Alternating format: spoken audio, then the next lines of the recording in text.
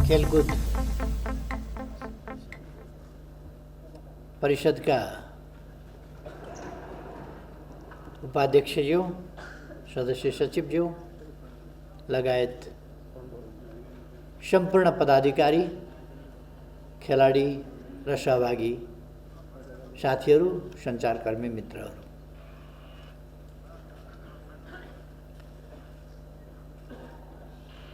सबैजसो भन्नुपर्ने कुरा त रमेश सिलवालजीले भनिसक्नुभएको छ।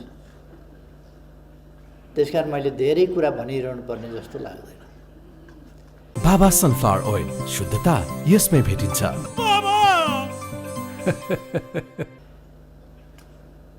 म तपाईहरुलाई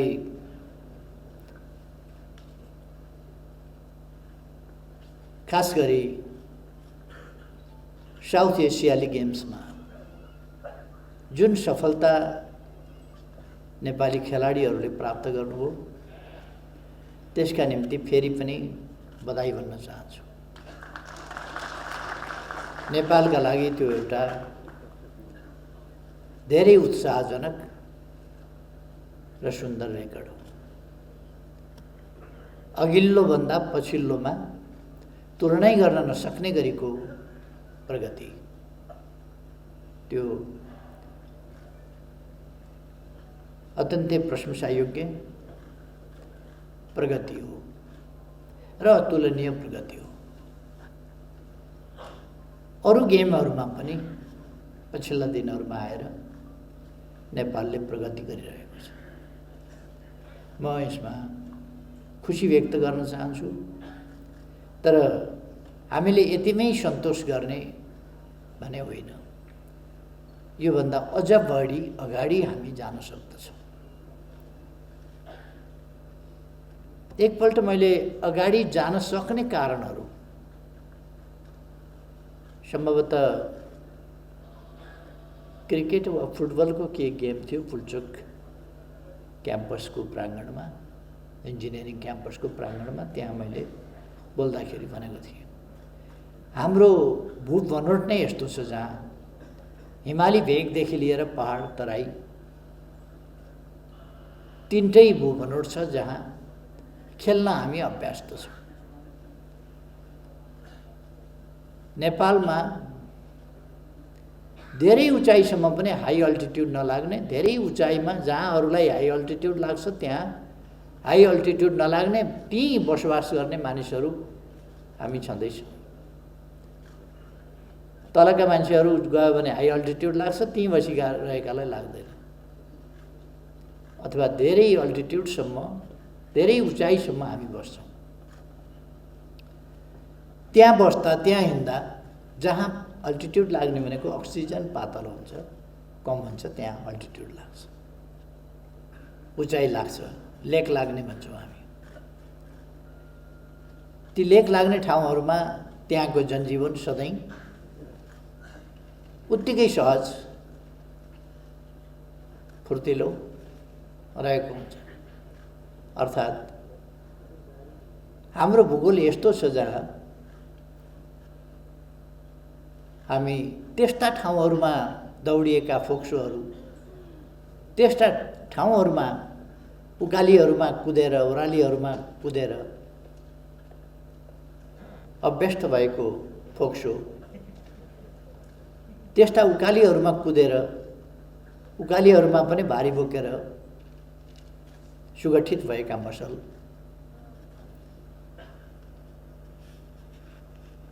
त्यस्तामा धड्किन बानी परेको मुटु, यी सबै कुरा हाम्रा प्रकृतिले हामीलाई दिएका असाधारण कुरा हो, जुन कुरासँग बाँकी दुनियाँलाई प्रतिस्पर्धा गर्न गाह्रो हुन्छ।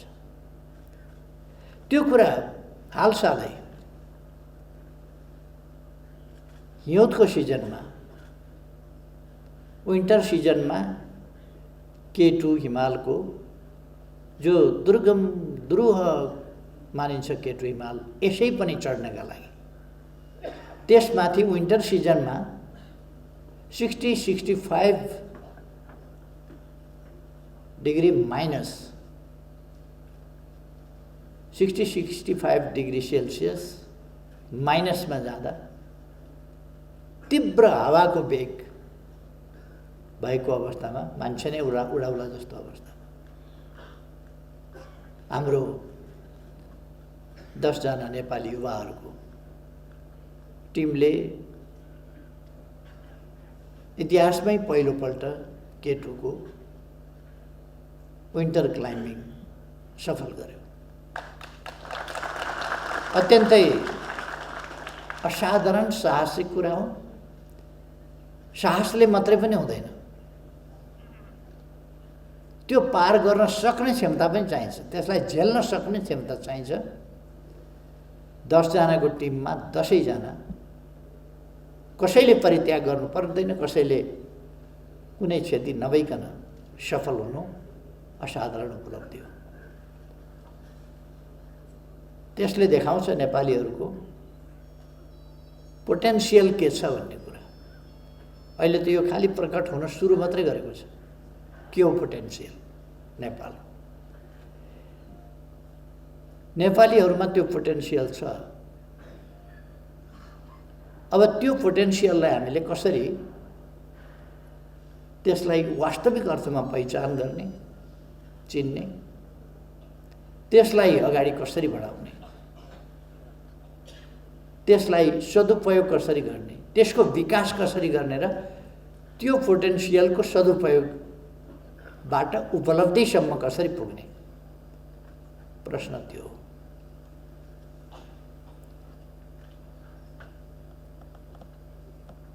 खेलकुदका दुईटा क्षेत्र छन्। मैले सधैँ पनि भन्दै आएको छु, तपाईहरुसँग अहिले मैले चर्चा गर्ने खेलकुद प्रतिस्पर्धात्मक खेलकुद एउटा कुरा हो। तपाईहरुसँग अहिले चर्चा गर्ने खेलकुद भनेको प्रतिस्पर्धात्मक खेलकुद हो। राष्ट्रिय प्रतिस्पर्धा, क्षेत्रीय प्रतिस्पर्धा, अन्तर्राष्ट्रिय प्रतिस्पर्धाहरूमा हाम्रो उत्कृष्टता स्थापित गर्दै जाने, प्रतिस्पर्धामा हामी अगाडि बढ्दै जाने, प्रतिस्पर्धामा हाम्रो वर्चस्व स्थापित गर्ने अथवा प्रतिस्पर्धा उन्मुख, प्रतिस्पर्धाका निम्तिको तयारी, प्रतिस्पर्धात्मक खेल एउटा कुरा। कहिले कहिले यस्ता कुराहरूमा ट्यालेन्ट हन्टका कुराहरू चल्छ। ट्यालेन्ट हन्ट यदि हामीले अब अर्को पाटो खेलको, जो मैले अक्सर भन्ने गरेको छु, खेललाई जीवनको अङ्ग बनाउनु पर्दछ। खेललाई जीवनको अङ्ग बनाउने कुरा खाली राष्ट्रिय, अन्तर्राष्ट्रिय, क्षेत्रीय, जिल्ला स्तरको वा कहीँको टुर्नामेन्ट वा प्रतिस्पर्धा मात्रै होइन, त्यसको तयारी मात्रै होइन, खेललाई एउटा सामान्य जीवनको अङ्ग बनाउने कुरा। कहिले राष्ट्रिय जीवनका अङ्ग बन्छन् ती, कहिले कस्तो। यही कुरा हामी ब्राजिल और अर्जेन्टिना यी देशहरूमा देख्ने गर्छौँ। फुटबल अर्जेन्टिनाका लागि एउटा जीवनको अभिन्न अङ्ग जस्तो, केटाकेटी भएपछि फुटबल लडाउने, फुटबल खेल्ने, फुटबल बालुवामा होस् कि अन्त होस् कि। ब्राजिलको पनि त्यस्तै स्थिति हो। हामीले पेलेको जीवनलाई हेऱ्यौँ भने अथवा अर्जेन्टिनाका मेराडोनाको स्थितिलाई हेऱ्यौँ भने अथवा अरू पछिका खेलाडीहरूलाई हामीले हेऱ्यौँ भने पछि उहाँहरू जस्तै वा उहाँहरूभन्दा उत्कृष्ट भयो होला, तर अझै पनि ती पुराना रेकर्डहरू, पुराना आकर्षणहरू ती बाँकी छन्। त्यो कसरी भयो भन्दा त्यो राष्ट्रिय जीवनको एउटा अङ्गकै रूपमा भयो त्यो खेलहरू ती देशमा। त्यसकारण ट्यालेन्ट हन्ट भन्ने कुरा पनि त्यसबाट प्रतिस्पर्धा गरेर आउन सक्ने, छानिन सक्ने कुरा पनि भएर खोज्नेहरूलाई, खेलाडी खोज्नेहरूलाई, प्रतिभा खोज्नेहरूलाई पनि सजिलो हो। हामीले स्वास्थ्यका लागि खेलकुद जीवनका लागि खेलकुद त्यो बनायौँ भने त्यसले जीवनलाई तन्दुरुस्ती दिन्छ, स्वस्थ राख्छ, जीवनको एउटा अभिन्न अङ्ग बन्छ। त्यो स्वास्थ्यको निम्ति एउटा अभिन्न अङ्ग बन्छ। त्यसले औषधिलाई रिप्लेस गरिदिन्छ, बिमारीलाई परै भगाउँछ, प्रतिरोध शक्तिलाई बढाउँछ। र प्रतिरोधी क्षमता खेलकुदमा मात्रै होइन, रोगसँग लड्ने प्रतिरोधी क्षमतालाई पनि त्यसले वृद्धि गर्छ, किनभने सेलहरू चुस्त दुरुस्त तन्दुरुस्त रहन्छन्। शरीरका सेलहरू तन्दुरुस्त रह्यो भने प्रतिरोध क्षमता बढी हुन्छ। तसर्थ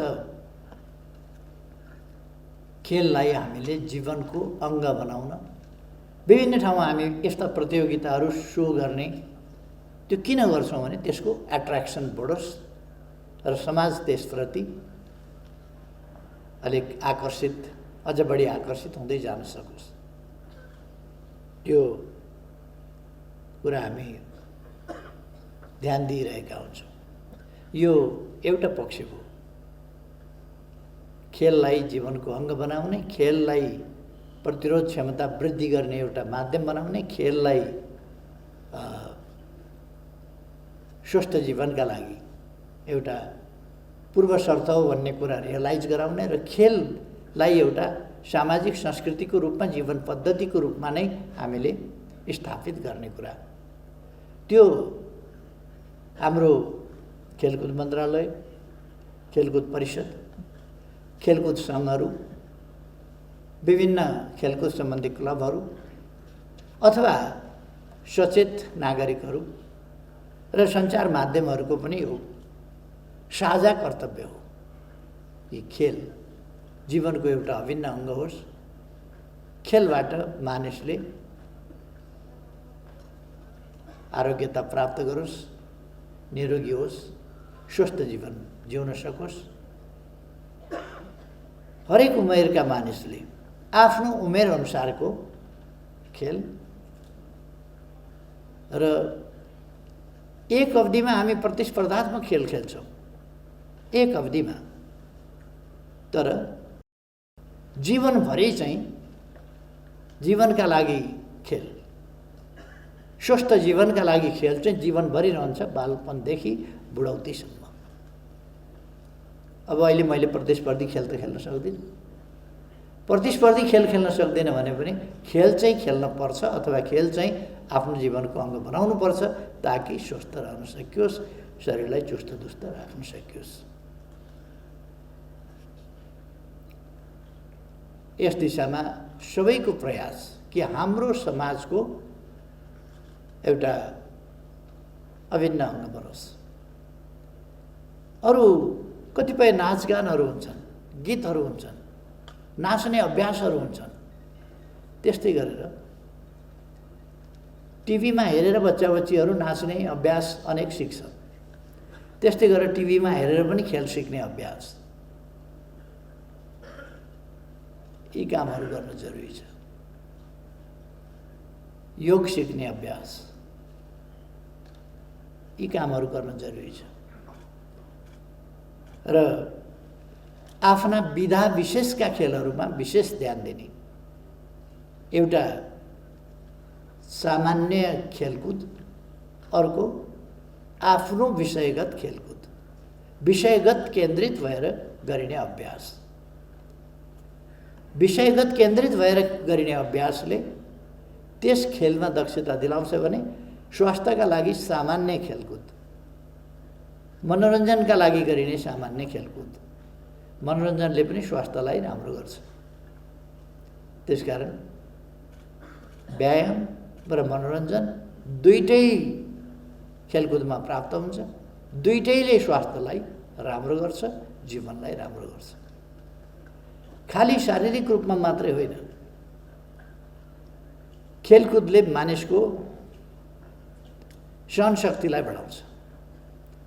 योगमा एउटा हठ योग भन्ने हुन्छ, थकाइ लागिन्जेल, कष्ट परिन्जेलसम्म जबरजस्ती पनि गरिरहने योग। कठिन आसनमा गर्ने योग, त्यसलाई हठयोग भन्छ। खेलमा पनि त्यो हठयोगको विभिन्न ढङ्गले कठिनाइ नसहिकन त खेल हुँदै हुँदैन। कठिनाइ नसहेर हुने योग के अरे खेल भनेको त चेस यस्तो चाहिँ होला। नत्र भने खेलकुदभन्दा सामान्यतया इन्डोर गेम होस् आउटडोर गेम होस् हरेकमा कठिनाइ त हुन्छ नै। जे होस्, हामी यी सबै पक्षहरूलाई समेटेर, यी सबै पक्षहरूलाई बुझेर, यी सबै पक्षलाई हाम्रो एउटा सामाजिक संस्कृतिका रूपमा, हाम्रो एउटा अभ्यासका रूपमा, सामाजिक व्यवहारका रूपमा, सामाजिक आचरणका रूपमा लिएर जान्छौँ।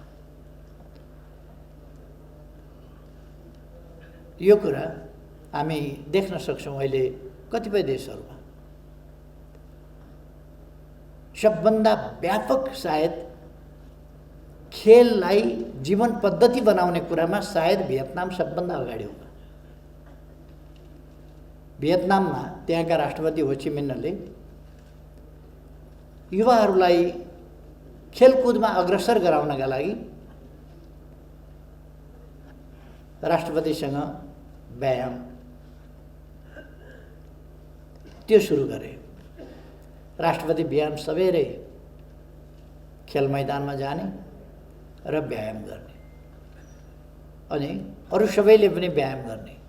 अब बच्चा बच्चीदेखि लिएर बुढाबुढीसम्मले र भियतनामका चौरी चौरीहरूमा व्यायाम गर्ने धुनहरू राखिएको छ।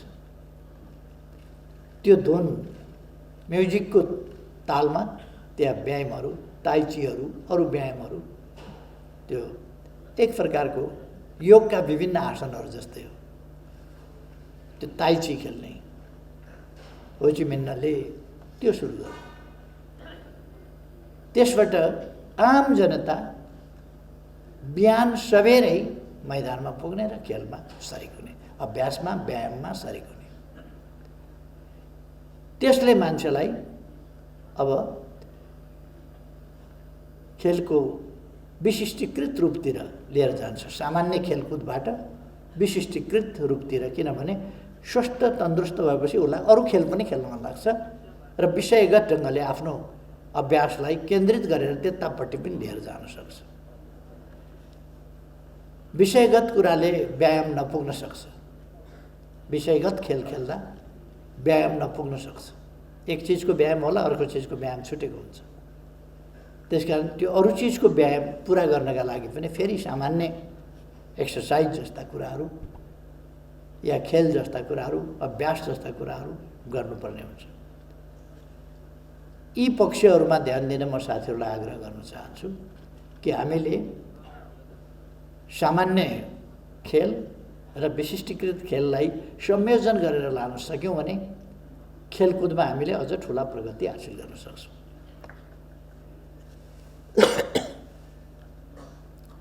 यसमा स्वाभाविक रूपमा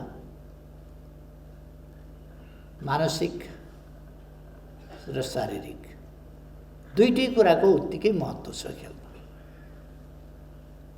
दुईटै कुराको सबलीकरण आवश्यक छ। यतापट्टि म धेरै नजाउँ, म तपाईँहरूले हासिल गर्नुभएका प्रगतिहरूतर्फ फेरि जान चाहन्छु। तपाईँहरूले जुन प्रगति हासिल गर्नुभएको छ त्यो यसपल्ट गत वर्षको प्रगति असाधारण छ। त्यसलाई हामीले निरन्तरता दिनुपर्छ। हामी द्वितीय स्थानमा छौँ, प्रथम स्थानमा पुग्न हुँदैन भन्ने त छैन। हामी प्रथम स्थानमा पुग्न सक्छौँ र पुग्ने प्रयास गर्नुपर्छ। 51 स्वर्ण थोरै होइन, धेरै हो, तर 51 नै स्वर्णमा हामी बस्नुपर्छ भन्ने छैन। अरू धेरै लिन सकिन्छ, लिनुपर्छ। हामीले पदक नपाउने गरी खेल्ने हुन्न, पदक पाउने गरी खेल्नुपर्छ। रजत काँस्य अरूलाई दिनुपर्छ, स्वर्ण जति आफूले लिनुपर्छ। खेल्ने हाम्रो टार्गेट त्यसरी हामीले निर्धारण गर्नुपर्छ। त्यसका निम्ति मेहनत तपाईँहरूले गर्ने हो, अभ्यास तपाईँहरूले गर्ने हो। तपाईँहरूका कोचहरूका लागि, प्रशिक्षकहरूका लागि अनुकूलता प्रदान गर्ने काम हो। प्रशिक्षकको सेलेक्सन तपाईँहरूको काम हो। सरकारले प्रशिक्षकको सेलेक्सन गर्दैन, तपाईँहरूले गर्नुपर्छ सेलेक्सन। उपयुक्त प्रशिक्षक उपयुक्त भएन भने खेलकुदको मामला होस् या कुनै पनि मामला होस्, पक्ष विपक्ष पक्षधरता कसैको गर्नै हुन्न। राम्रो छ राम्रो छ, राम्रो छैन छैन, यो चाहिँ यस्तो हो त्यसकारण मैले यसलाई प्राथमिकता दिनुपर्छ भन्ने कुरै हुँदैन। खेलमा स्वर्ण पदकलाई मात्रै प्राथमिकता दिन्छौँ हामी, अरू व्यक्तिको प्राथमिकता हुँदैन। मैले पहिले पनि एक दुईपल्ट भनेको छु। एकपल्ट सरकारले साउथ कोरिया टिम पठायो खेल्नका लागि। एउटी बालिकाले ममाथि अन्याय पर्यो, म व्यक्तिगत तवरमा गएर खेल्छु, म स्वर्ण पदक ल्याउने मान्छेलाई खेल्न नदिएर नपठाएर अरूलाई छानियो, मलाई रोकियो, म आफ्नो तर्फबाट जान्छु भनेर खेलमा गइन् र उनले स्वर्ण पदक जितेर ल्याए। त्यस्तो जजमेन्ट आइन्दा हुनु हुँदैन। स्वर्ण पदक ल्याउनेलाई रोकिदिने, उसले म ल्याउँछु भनेर व्यक्तिगत तवरमा जानुपर्ने र स्वर्ण पदक नभन्दै जितेर आउने, अनि सरकारले बलजफ्ती छनौट गरेका, ट्रेनिङ गरेकाहरू त्यो काम लागेन। त्यस्तो सेलेक्सन किन हुन्छ? त्यस्तो सेलेक्सन नहोस्। खेलकुदमा सेलेक्सन त्यस्तो हुनु। त्यसकारण म पदाधिकारीजीहरूलाई आग्रह गर्न चाहन्छु, छनौटकर्ताहरूलाई आग्रह गर्न चाहन्छु, र तालिम दिँदाखेरि पनि तपाईँले पोटेन्सियल हेरेर सेलेक्सन गर्नुहोस्। तालिमकै सुरुदेखि नै पोटेन्सियल हेरेर तपाईँ पठाउन चाहनुहुन्छ ओलम्पिकमा। अब मलाई तपाईँहरूले पोलजम्पमा छानेर पठाउनु भने के को पोलजम्प भन्छ मलाई हुँदैन नि। माया त गर्नुहुन्छ नि मलाई, तपाईँहरू सबैले माया गर्नुहुन्छ, तर पोलजम्पमा पठाउनु भयो भने तपाईँहरूको गल्ती हो। मेरो सेलेक्सन हुनु हुँदैन त्यसरी।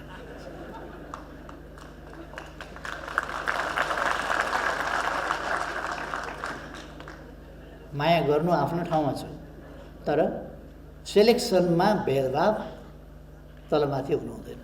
सेलेक्सन ट्रेनिङको सेलेक्सनदेखिकै सेलेक्सन फेयर हुनुपर्दछ, पोटेन्सियल हेर्न पर्दछ, ट्यालेन्ट छनौट गर्नुपर्दछ, र त्यहाँनेर प्रशिक्षकको प्रशिक्षणको इन्भेस्टमेन्ट, त्यो पनि इन्भेस्टमेन्ट हो एउटा। त्यो इन्भेस्टमेन्ट पनि ठिक ठाउँमा गर्नुपर्छ। त्यसो भएपछि त्यहाँबाट राम्रो उत्पादन आउँछ। यो खेलकुदको क्षेत्र उत्पादक कि अनुत्पादक भनेर अब यसले धान त फलाउँदैन, गहुँ मकै आलु पनि फलाउँदैन, यसले ज्याकेट पनि निकाल्दैन, जुत्ता पनि सिउँदैन। त्यसो भएर यसलाई अनुत्पादक भन्नु हुँदैन। अनि यो उत्पादक क्षेत्र हो भनेर यसले ठुल्ठुला मकैका गोया फलाउँछ र त्यो पनि होइन। यसको उत्पादन आफ्नो खालको हुन्छ। 10 जना हाम्रा युवाहरू गए K2, विन्टर सिजनमा K2 को सफल आरोहण गरे। That's a great achievement for the nation. जसले देशको प्राइड, देशको गौरव बढायो नि, त्यही उत्पादन हो। त्यसले तपाईँ हामी सबैलाई गौरवान्वित बनायो। हामीहरू जस्ता अलिक ढल्किँदा उमेरकालाई अलिक गौरवान्वित मात्रै बनायो। तपाईहरुलाई त हौसला दिएको छ नि, प्रोत्साहन दिएको छ नि त्यसले, हामी गर्न सक्छौँ भन्ने। त्यसको उत्पादन त्यो। त्यसै गरेर 51 स्वर्ण ल्याउँदा देशको पर क्यापिटा इन्कम बढ्ने होइन, जीडीपी पनि बढ्ने होइन। तर त्यसले देशमा केही फरक पार्दैन? अवश्य फरक पार्छ। त्यो निरर्थक खर्च होइन। तपाईहरुले जो मेहनत गर्नुभएको छ, जो उपलब्धि हासिल गर्नुभएको छ, त्यो निरर्थक खर्च होइन, त्यो अर्थपूर्ण खर्च हो, अर्थपूर्ण लगानी हो। त्यसले प्रतिफल आफ्नो ढङ्गको प्रतिफल दिन्छ। यो बेकारको खर्च होइन। यहाँ अनुत्पादक क्षेत्र भनेर कसैले भन्छ भने त्यो बेकारको खर्च भन्ने अर्थमा भनिराखेको छ। त्यो बेकारको खर्च, खेलकुद क्षेत्रको खर्च बेकारको खर्च होइन। यसले देशलाई, सिङ्गै देशलाई स्वस्थ रहन प्रेरित गर्दछ। युवाहरूलाई, बालबालिकाहरूलाई खेल क्षेत्रतर्फ आकर्षित गर्दछ, जसले उनीहरूलाई स्वस्थ, चुस्त, दुरुस्त रहन, स्फूर्ति रहन मद्दत गर्छ र उनीहरू ठुला ठुला काममा सफलता प्राप्त गर्छ। शारीरिक र मानसिक रूपमा स्वस्थ रहनका लागि खेलले मद्दत गर्छ। खेलाडीलाई मात्रै होइन, बाँकी सबैलाई पनि त्यसले मद्दत गर्छ। त्यसकारण यो निरर्थक ठाउँको खर्च होइन, अर्थपूर्ण ठाउँको। अनुत्पादक बनेको निरर्थक खर्च होइन। त्यसकारण यसलाई हामीले एउटा बहुतै मल्टिपल इम्प्याक्ट, मल्टिपल इफेक्ट दिने क्षेत्रको रूपमा यस क्षेत्रलाई, खेल क्षेत्रलाई बुझ्नुपर्छ। यसको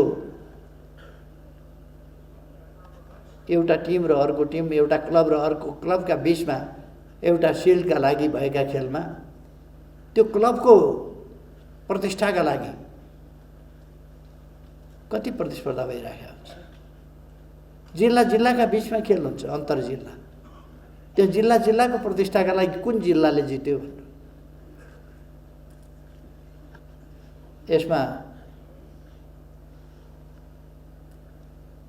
मान्छे एक खेलकुद मन्त्रीजी हुनुहुन्छ, उहाँ देशभरिकै खेलकुद मन्त्री हो। तर नुवाकोटले जित्यो भन्यो भनेदेखि भनेर आडकानलाई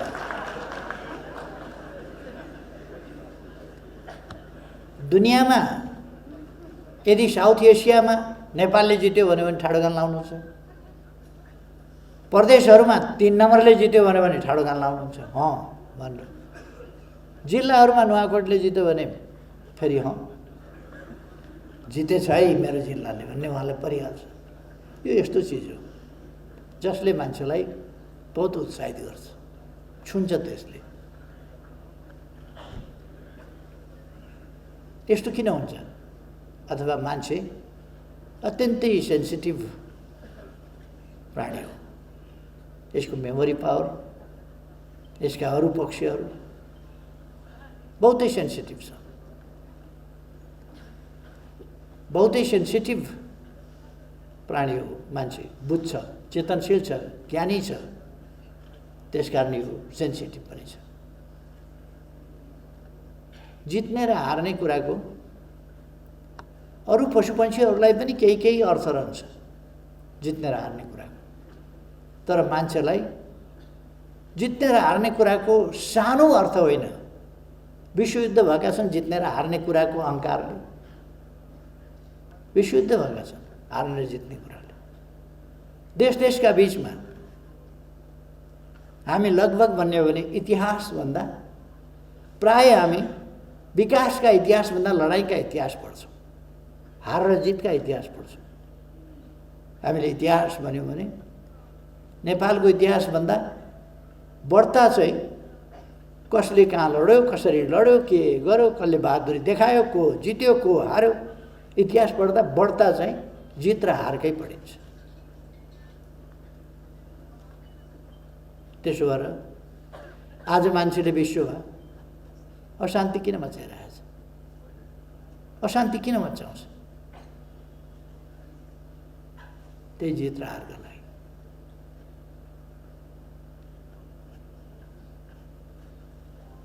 जित र हार यस्तो मान्छेले इगोको विषय बनाउँछ नि।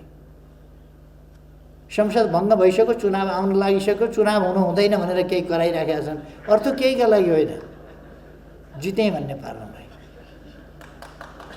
चुनावमै गएर जित्ने ठाउँ छ नि, तर चुनावमा गएर जित्ने भन्दा यो चाहिँ हटाइदिन पाएदेखि, यो फिर्ता गराउन पाए मेरो जित हुन्थ्यो। कहिले कहिले देशलाई हानि होस् कि नोक्सान, आफ्नो जित त्यहाँ पुग्छ मान्छे। त्यस कारण यो हार जितको ठुलो महत्त्व छ मनोवैज्ञानिक रूपमा पनि। र हाम्रो जस्तो देशलाई जो कहिल्यै हारेन, सानातिना मोर्चाहरू हार्यो होला तर कहिल्यै हारेन, कहिल्यै हारेन भन्ने कुराको प्रमाण कहिल्यै उपनिवेश बनेन। कहिल्यै नहारेको देश, लडाइँमा नहार्ने, अनि यता यता डल्ला फ्याँक्नेमा किन हार्ने?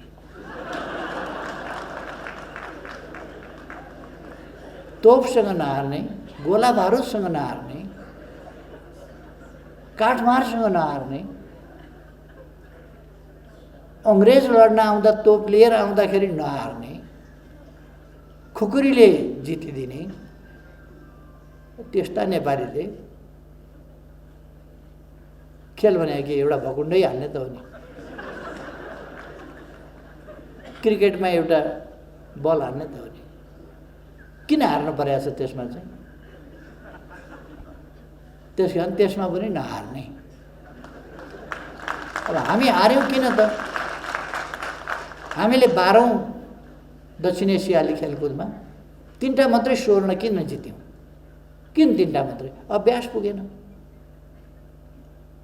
बहादुर पुर्खाकै सन्तान भए पनि, लडाइँ पनि कहिल्यै नहार्ने, नहार्ने जात भए पनि, नहार्ने इतिहास भए पनि, नहार्ने परम्परा भए पनि खेलकुदमा हार्यो। राष्ट्रिय युद्ध हामी जित्ने, एउटा कुस्ती हामी हार्ने। राष्ट्रिय युद्ध हामी जित्ने, देशलाई स्वाधीन राख्ने, अनि एउटा कराते हार्ने, एउटा सितेरियो हार्ने, एउटा कम्पू हार्ने, एउटा भारोत्तोलन हार्ने।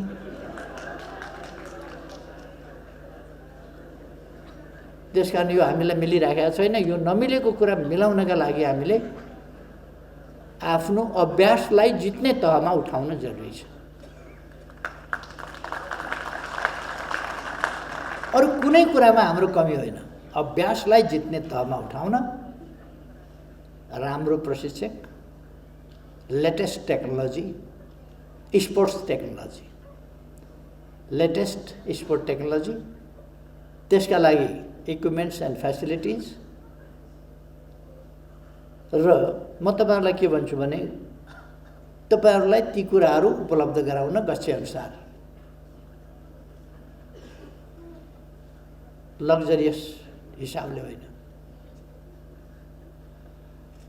अपरिहार्य ढङ्गले न्यूनतम आवश्यकताको परिपूर्ति गर्ने हिसाबले कमसेकम सरकार तयार छ, सरकारले सपोर्ट गर्छ।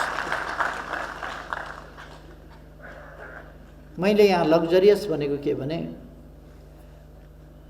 कहिले कहिले म कतिपय ठाउँमा देख्छु त्यत्रो बिना चिजहरू नभए पनि हुन्छ, तर धेरै लग्जरियस पारेको हुन्छ।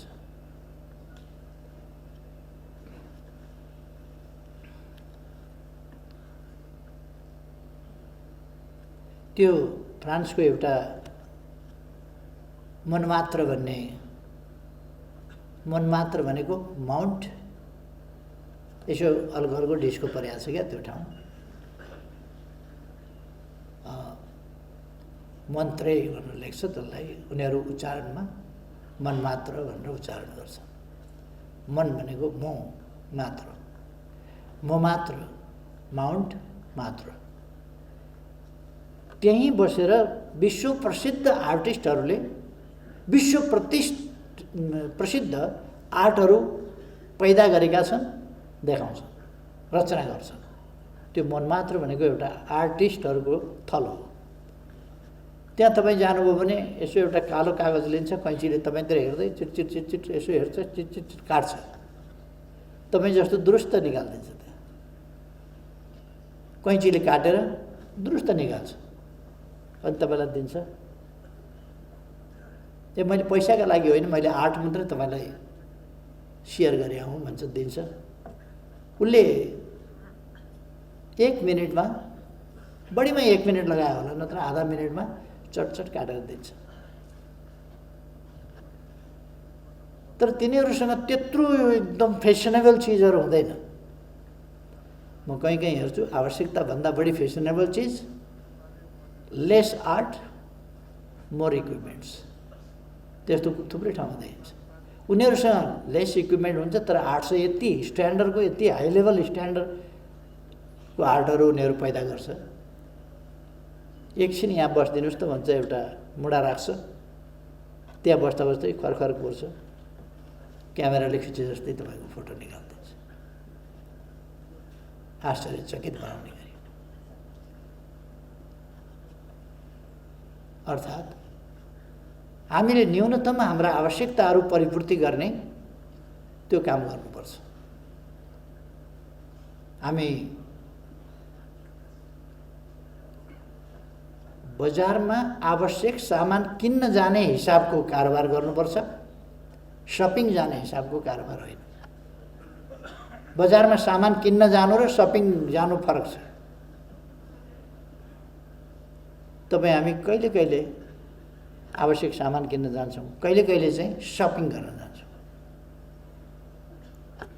खास गरेर यङ जेनेरेसन सपिङ गर्न जान्छ। आज सपिङमा जाने, सपिङ भनेको के हो भने पैसा बोकेर जाने, गएर हेर्दै जाने, कुन चाहिँ राम्रो लाग्छ त्यो किन्ने, कुन राम्रो लाग्छ त्यो किन्ने, चाहिएर होइन।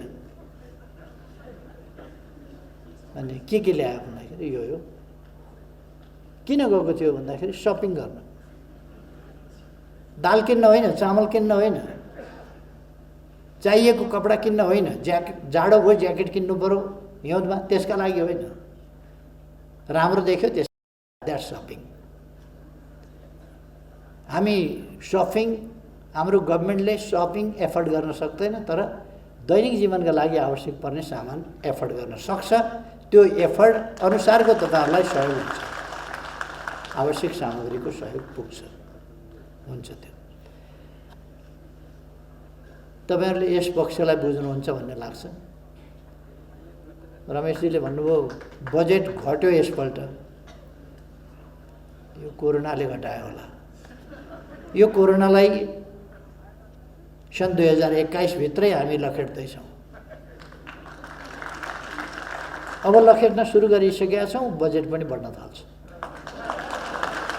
र पहिलेको बजेटभन्दा घट्ने होइन, पहिलेको बजेटभन्दा बढेर आउँछ खेलाडीहरूलाई खेलको क्षेत्रमा।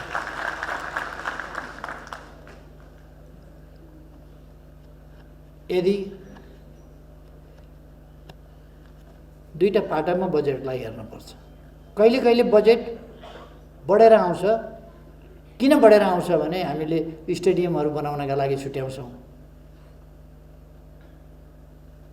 कहिले कहिले अरू कन्स्ट्रक्सनका कामहरूका लागि छुट्याउँछौँ, खेल मैदानहरूका लागि छुट्याउँछौँ,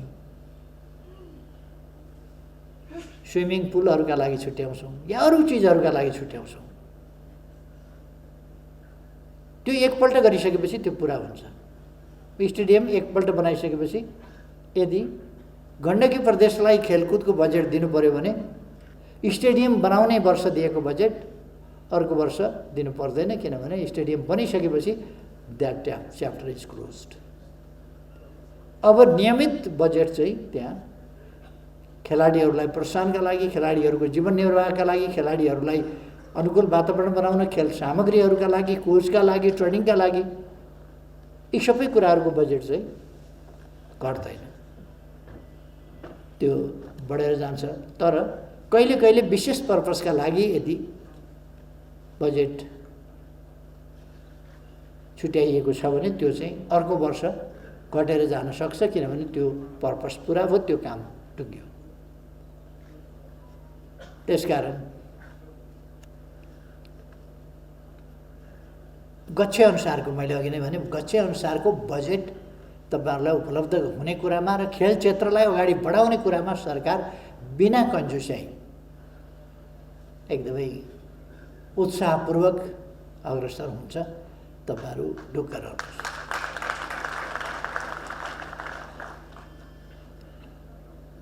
मलाई विश्वास छ अहिले खेल क्षेत्रलाई स्वस्थ बनाउन खेलका अभिभावक संस्थाहरू स्वस्थ हुनुपर्दछ। अभिभावक संस्थाहरू स्वस्थ छन् भने खेल क्षेत्र स्वस्थ हुन्छ। मैले विश्वास लिएको छु अहिलेको अभिभावक संस्था यसमा स्वस्थ छ, स्वस्थ ढङ्गले व्यवहार गर्छ। आगामी दिनमा हामी अझ ठुल्ठुला, अझ बढी प्रगति गर्नेछौँ र अझ ठुल्ठुला उपलब्धिहरू हासिल गर्नेछौँ। हामीले केही खेलहरू हाम्रा आफ्ना खालका भूगोल अनुसारका खेलहरू डेभलप गर्ने र तिनीहरूलाई प्रतिस्पर्धामा सामेल गर्दै जाने आवश्यकता होला। प्याराग्लाइडिङमा हामीले जितेको त्यस्तै होइन र?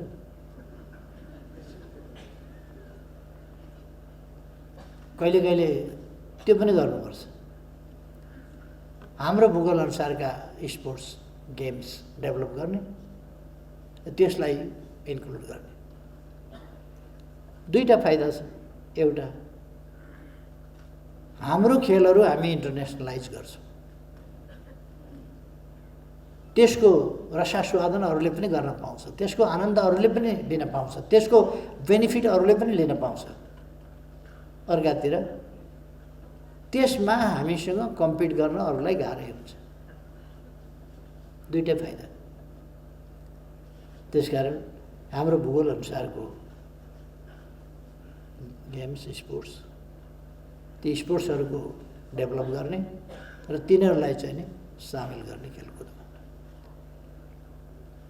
लगायतका कामहरू हामी गर्न सक्छौँ। र हामीले सकेसम्म धेरै प्रतिस्पर्धामा भाग लिने, सहभागी हुने त्यो प्रयास जारी राख्नुपर्दछ। यद्यपि अलिकति खर्चालो हुन्छ, तर खर्चको कमी छ भनेर हामीले खेलकुदमा सहभागिताको अवसर गुमाउनु हुँदैन। सहभागिताले नै क्षमता वृद्धि गर्ने हो। सहभागिता हुने भएपछि ट्रेनिङ तीव्र हुन्छ। तीव्र ट्रेनिङले क्षमता वृद्धि गर्छ। त्यो क्षमताका साथ हामी प्रतिस्पर्धा गरेपछि अरूको लेभल, अरूको टेक्निक, अरूले के डेभलप गरिराखेका छन् त्यो कुरा पनि बुझ्न सक्छौँ हामी। त्यसकारण हामीले तयारी जित्ने गरी गर्नुपर्छ। कथम कदाचित जितिहालिएन भने, स्वर्ण पदकै पाइएन भने के कारणले उसले स्वर्ण पदक पायो त्यो त हामी थाहा पाउँछौँ। त्यसकारण त्यो कारण पनि प्राप्त गर्ने अर्को अवसर हामीले लिन सक्छौँ। त्यसर्थ हामीले अत्यधिक सहभागिता खेलमा जनाउने ती कामहरू गर्न आवश्यक छ।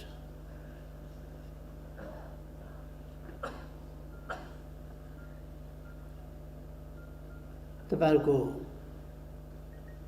खेलमा, खेलकुद क्षेत्रमै युनिटी,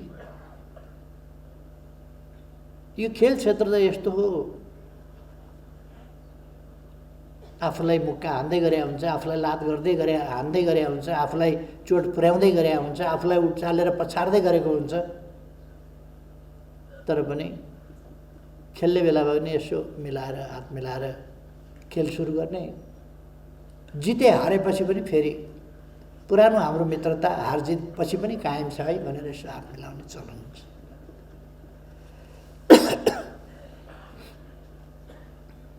भने हामीले आपसमा त्यो मित्रता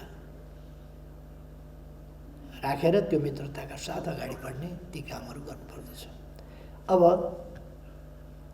कोभिड-19 बीचमा बेसरी चम्किएको थियो। हिजो कति हजार पुगेको थियो दिनमा, त्यसबाट हिजो 157 जना कतिमा झऱ्यो। कसैको पनि मृत्यु भएन अथवा यो कमजोर हुँदै आएको छ। हामी बलियो हुँदै गएका छौँ। हामीले भ्याक्सिन पहिले बिना भ्याक्सिन लाठी तरबार खुकुरी हाम्रो हातमा केही पनि थिएन र पनि लड्थ्यौँ। अब त हामीसँग हतियार छ। हतियार सहित लडेपछि त भ्याक्सिन सहित लडेपछि कोभिड भाग्छ।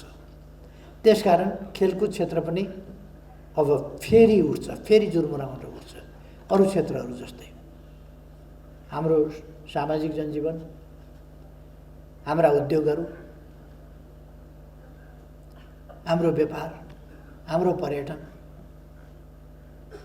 अथवा समग्रतामा भन्ने हो भने हाम्रो अर्थतन्त्र, यो सबै अस्तव्यस्त भएको थियो। जब सामाजिक जनजीवनमा अस्तव्यस्तता आउँछ, खेलकुद क्षेत्र अलग्गै रहनै सक्दैन थियो। सोसल डिस्टेन्स मेन्टेन गरेर तपाईँ जुडो कसरी खेल्नुहुन्छ? अनि सोसल डिस्टेन्स मेन्टेन गरेर भने छ 2 मिटर परबाट जुडो कसरी खेल्नु?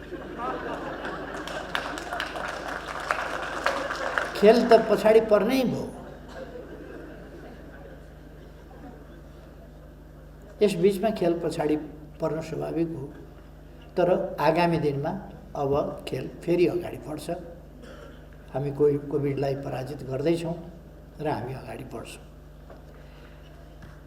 मैले भन्नुपर्ने अरू धेरै कुराहरू छैन। नेपालको खेल क्षेत्रको सफलताको कामना गर्छु। कामना मात्रै होइन, यसमा सरकारको सहयोगी भूमिका रहन्छ। तपाईहरूले आफ्नो कामको कदर होस् भन्ने इच्छा राख्नुभएको छ। झन्डै भन्ने हो भने कामको कदर अलिक धित मर्ने गरी मैले नै सुरु गरेँ होला। खेल क्षेत्रमा मैले नै सुरु गरेँ हुँ कामको कदर, खेलाडीहरूलाई पुरस्कृत गर्नेदेखि लिएर यो क्रम अझ अगाडि बढ्नेछ र तपाईँहरूका कुराहरू अघि रमेश सिलवालजीले राख्नुभएको छ, त्यो मैले सुनेको छु। रङ्गशालाहरू निर्माण गर्ने भनिए तापनि रकम अभावले 10औं वर्ष लाग्ने स्थिति छ भन्ने कुरा गरिएको रहेछ। त्यस्तो हुँदैन। केही ठाउँमा चाहिँ मानिसहरूको इगो, केही अनावश्यक र अनुचित ढङ्गको राजनीतिकरण, जस्तो झापामा नै मैले एउटा रङ्गशाला निर्माण गर्न खोजेको थिएँ, 10औं वर्षभन्दा बढी भयो। त्यहाँ केही मान्छेहरू,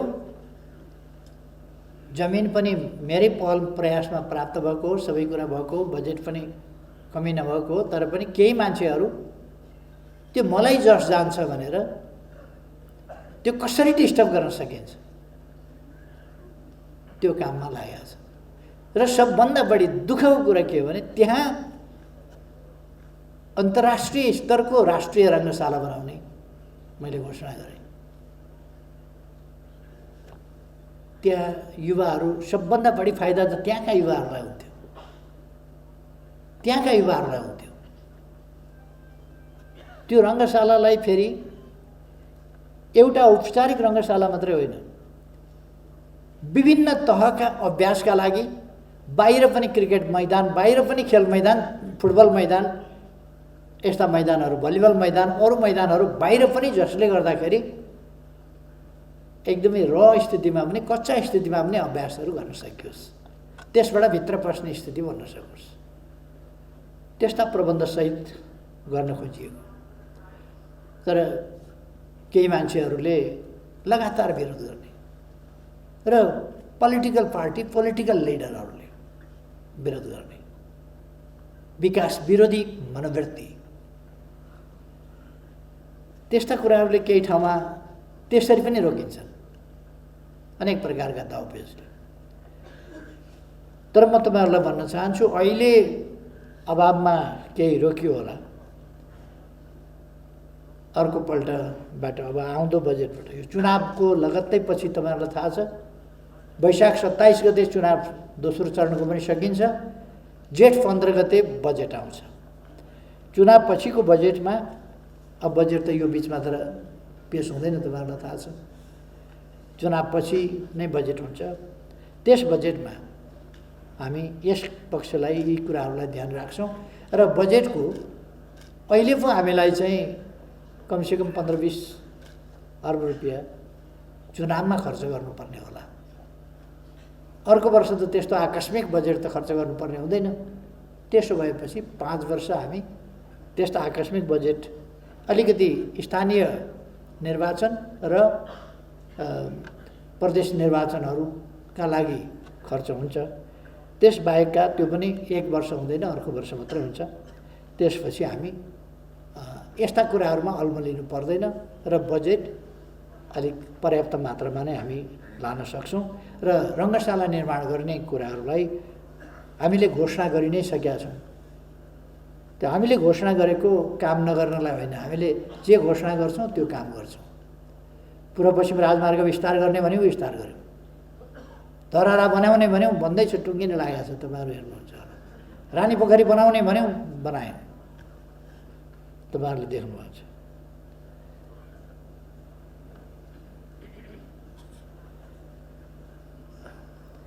अघि नै मैले भनिसकेको अरू एउटा प्रश्न गर्नुभएको छ।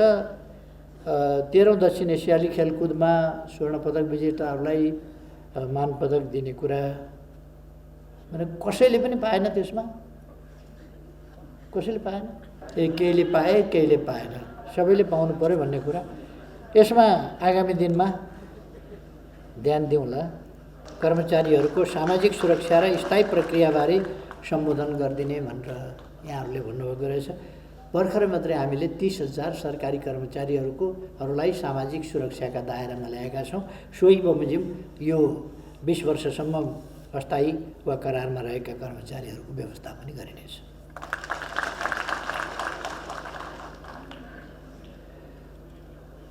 मूलपानी क्रिकेट रङ्गशाला अझै बनिसकेको छैन, त्यो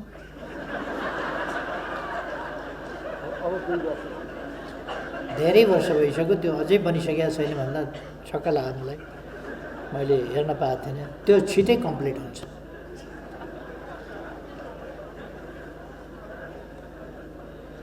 विद्यालय स्तरदेखि खेलकुदको विकास गर्ने योजना सरकारको तर्फबाट के छ भन्नुभयो। मैले यस सम्बन्धमा विद्यालय र विद्यालयभन्दा बाहिरदेखि खेलकुदको विकास कसरी गर्नुपर्छ, सामाजिक जीवन र जीवन पद्धतिको रूपमा लानुपर्छ र जति व्यापक खेलको विस्तार हुन्छ त्यति व्यापक हामी ट्यालेन्ट हन्ट गर्न पनि सक्छौँ अथवा खेलाडीको छनौट पनि त्यसै गरी गर्न सक्छौँ। त्यसकारण मैले अर्जेन्टिनाको उदाहरण दिएँ, मैले ब्राजिलको उदाहरण दिएँ, विभिन्न देशहरूको उदाहरण दिएँ कि कसरी त्यहाँ एउटा खेल संस्कृतिको रूपमा विकास भएको छ, विद्यालय र विद्यालयभन्दा बाहिर समेत, विद्यालयमा पनि र विद्यालयभन्दा बाहिर पनि। त्यसकारण यो मैले अघि नै भनिसकेको कुरा हो।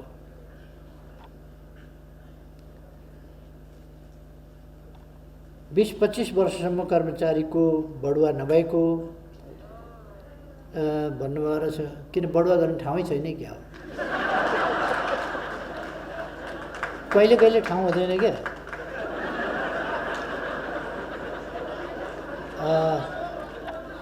अब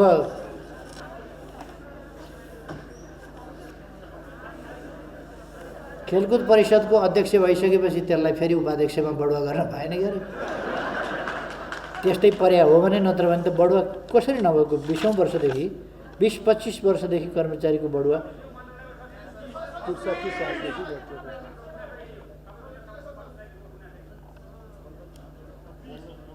20-25 वर्षदेखि बढुवा भएको छैन। म माननीय मन्त्रीज्यूलाई यस सम्बन्धमा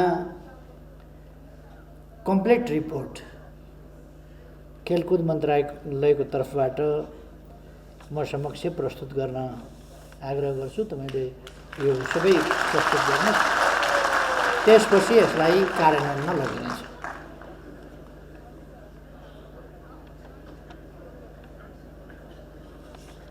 नयाँ नियुक्ति पनि अगाडि बढेको छैन भन्नुभएको रहेछ।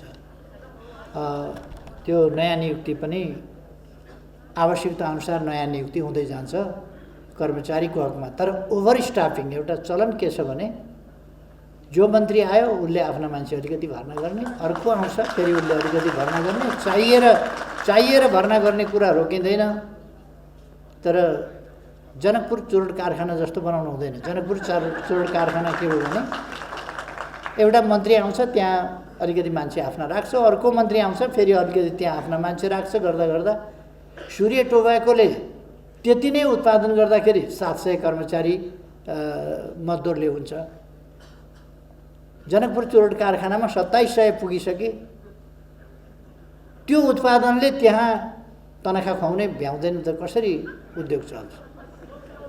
त्यस्तो खालको हुनु हुँदैन। मन्त्री नै पछि नियुक्ति यो हुनु हुँदैन।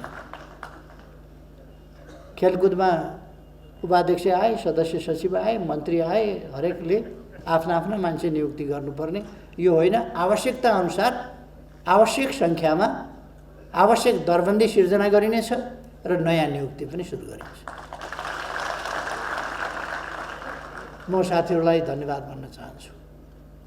अरू प्रश्नहरू साथीहरूका त्यति नै हुन्। धन्यवाद सबैलाई, धेरै धेरै शुभकामना छ।